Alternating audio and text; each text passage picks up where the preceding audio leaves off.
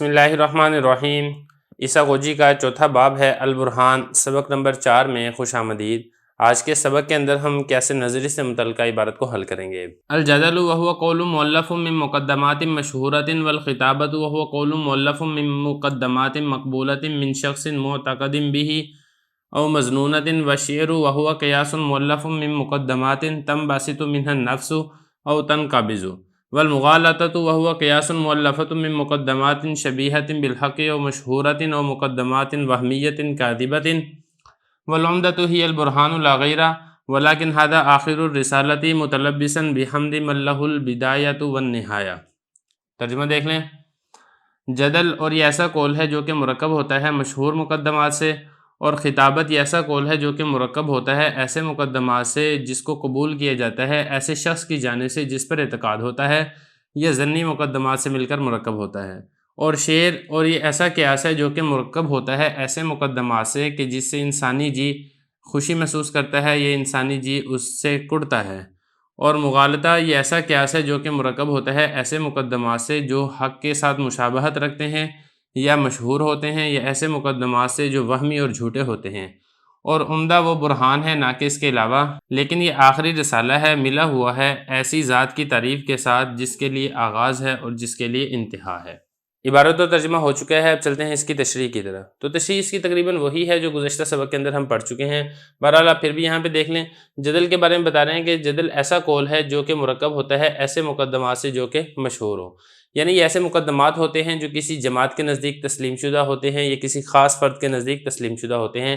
مثال کے طور پہ ہم کہتے ہیں الظلم قبیح، ظلم جو ہے وہ برا ہے، یا ہم یہ کہتے ہیں کشف العورت مذموم، جو ستر ہے اس کا کھولنا یہ اچھی بات نہیں ہے، یہ بری بات ہے۔ تو اس قسم کے جو مقدمات ہوتے ہیں اس کو قیاس جدلی کہا جاتا ہے۔ دوسری قسم دیکھیں خطابت، وہو قول مؤلف، فرما رہے ہیں کہ یہ ایسا قول ہے جو ایسے مقدمات سے مل کر بنتا ہے جو مقدمات قبول کیے جاتے ہیں ایسے شخص کی جانب سے جس پر اعتقاد ہوتا ہے، یا پھر یہ ضمنی مقدمات سے مل کر بنتا ہے۔ تو دیکھیں یہ کیسے خطابی ہے، یہ ایسے مقدمات سے مرکب ہوتا ہے جو ان لوگوں سے لیے جاتے ہیں جن کے بارے میں حسن ظن ہوتا ہے۔ مثال کے طور پہ اولیاء ہے، یا اسی طریقے سے حکمت کے اقوال ہیں جو پرانے حکماء کی طرف سے منقول شدہ ہیں۔ یہ ایسے گمانی مقدمات سے مل کر مرکب ہوتا ہے کہ جس میں رجحان کی وجہ سے اس کے سچ ہونے کا حکم لگا دیا جاتا ہے۔ اس قسم کے مقدمات کو قیاس خطابی کہا جاتا ہے۔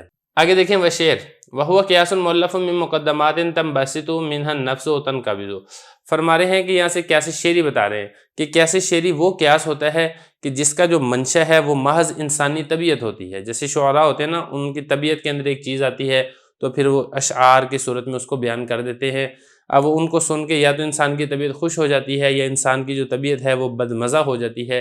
اس قسم کا جو قیاس ہوتا ہے اس کو قیاس شعری کہا جاتا ہے۔ چوتھے نمبر پر دیکھیں قیاس مغالطہ، یہ ایسا قیاس ہے جو کہ ایسے مقدمات سے مل کر بنتا ہے جو حق کے مشابہت رکھتے ہیں یا مشہور مقدمات ہوتے ہیں یا وہمی اور جھوٹے مقدمات ہوتے ہیں۔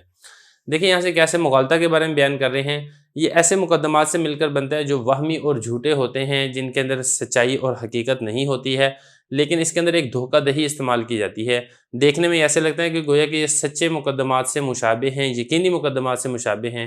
تو اگر آپ کا مخاطب وہ سمجھدار ہے، سیانہ ہے، عقل مند ہے، تب تو وہ پہچان جاتا ہے۔ اگر وہ بے وقوف ہے یا اس کو علم نہیں ہے تو پھر وہ اس کی وجہ سے گمراہ ہو جاتا ہے۔ تو اس قسم کے جو مقدمات ہوتے ہیں یا اس قسم کا جو قیاس ہوتا ہے اس کو قیاس مغالطہ کہا جاتا ہے۔ جیسے کہ ہم کہیں کہ العالم مستغن عن المؤثر وکل ما هو مستغن عن المؤثر فہو قدیم فالعالم قدیم۔ تو یہ ایک قسم کا مقدمہ اگر بنا لیا جائے کہ جو عالم ہے یعنی جو پورا جہان ہے یہ مؤثر، اثر کرنے والی کی ذات سے مستغنی ہے، اور جو کوئی اثر کرنے والے کی ذات سے مستغنی ہوتا ہے وہ قدیم ہوتا ہے، لہذا جو عالم ہے یہ بھی قدیم ہے۔ تو اب یہ دیکھا جائے تو بالکل درست معلوم ہو رہا ہے، لیکن اس کے اندر غلطی کیا کی گئی ہے کہ اس کے اندر ایک جھوٹا مقدمہ اس کو سچ بنا کر پیش کیا گیا ہے۔ حقیقت بات یہ ہے کہ جو عالم ہے یہ مستغنی نہیں ہے، مؤثر یعنی اثر کرنے والے کی ذات اللہ تعالیٰ سے۔ اس کا دوسرا نام قیاس سفسطہ بھی ہے۔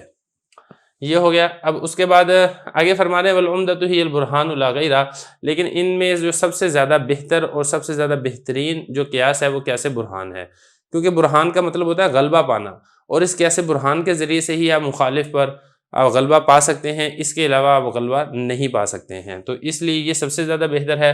باقی ایک مرتبہ دوبارہ آپ سب کے بارے میں تھوڑا سا سمجھ لیں۔ جدل جیسا کہ پہلے گزرا تھا اوپر سب سے پہلے، اس کا معنی ہوتا ہے جھگڑا کرنا، یہ قیاس اکثر جھگڑوں اور مناظروں میں استعمال ہوتا ہے، جیسا کہ میں نے آپ کو گزشتہ سبق میں بھی بتایا تھا۔ اور خطابی، یہ قیاس خطابی جو ہوتا ہے یہ اکثر خطابات کے اندر استعمال ہوتا ہے، لوگ اپنے بیان کے اندر اس قسم کے یہ مقدمات کو استعمال کرتے ہیں۔ اور قیاس شعری، کیونکہ یہ قیاس جو ہے اکثر اشعار کے اندر استعمال ہوتا ہے، اس لیے اس کو قیاس شعری کہا جاتا ہے۔ اور مغالطہ اس قیاس کے اندر بھی ایک مغالطہ دیا جاتا ہے، ایک دھوکہ دیا جاتا ہے، تو اس لیے اس کو قیاس مغالطہ بھی کہا جاتا ہے اور سفسطہ بھی کہا جاتا ہے۔ سفسطہ کا معنی ہوتا ہے وہم اور جھوٹ، کیونکہ اس کے جو مقدمات ہیں وہ بھی وہمی اور جھوٹے ہوتے ہیں، اس لیے اس کو قیاس سفسطہ بھی کہا جاتا ہے۔ تو بہرحال یہ سارے کے سارے آپ کی وجہ تسمیں بھی آپ کے سامنے آ گئی ہے۔ آگے فرمانے کہ یہ رسالے کا آخر ہے، تو یہاں سے ہم اللہ تعالیٰ کی تعریف کرتے ہیں کہ جس کے لیے آغاز ہے، جس کے لیے انتہا ہے۔ دیکھیں پوری کائنات سے پہلے ہی اللہ تعالیٰ کی ذات تھی اور پوری کائنات تباہ و برباد ہو جائے گی، تب بھی اللہ تعالیٰ کی ذات ہی باقی رہے گی، تو اس لیے بہتر ہے کہ اللہ تعالیٰ ہی کی تعریف کی جائے، آغاز کے اندر بھی اور اختتام کے اندر بھی۔ ہم دعا ہے کہ طلباء کو اس سے بھرپور فائدہ حاصل ہو۔